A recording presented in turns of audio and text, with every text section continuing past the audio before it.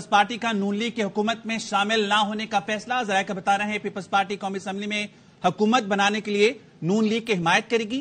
Peoples party वज़ारत उस्मा नहीं लेगी और ना काबीना का हिस्सा बनेगी। अहम तरीन खबर आपको दे रहे हैं, पीपल्स पार्टी का नून लीग की हुकूमत में शामिल ना होने का फैसला।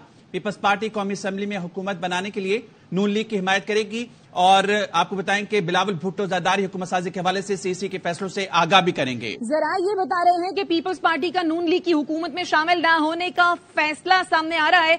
काशिफ अब्बासी साहब, it seems like plan has been changed. देखिए, प्लान चेंज तो कैसे हुआ ये भी देखना पड़ेगा। इसकी जरा मजीद डिटेल्स आने दें, क्योंकि क्या मांगा है ये भी देखना होगा कि हुकूमत नहीं बनेगी, लेकिन ये बड़ा अनस्टेबल, मुझे नहीं लगता मुस्लिम लीग नून इसको कबूल करेगी।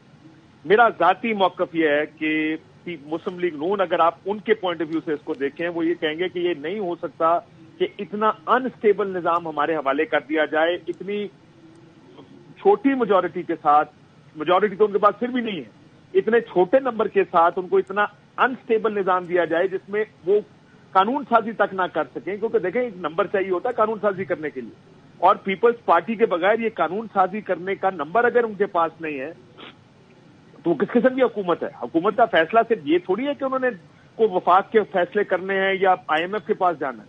उन्होंने लेजिस्लेशन भी करनी है, उन्होंने कानून साजी भी करनी है। कहीं आइन में तरमीम की जरूरत पड़ेगी, उसके लिए तो खैर नंबर बिल्कुल ही नहीं है। लेकिन बड़ा मुश्किल होगा मुस्लिम लीग नून के लिए ये हुकूमत मानना, ऐसी हुकूमत मानना जिसमें उनके पास एक सिंपल मेजॉरिटी तक नहीं है असेंबली में। PDM की गवर्नमेंट थी, आपको याद होगा, उन्होंने नैब के कवानीन बदले, दूसरे कवानीन, दूसरी जगह पे कानून साजी की और या कोशिश किया करना चाहते थे जो कुछ कानून साजी।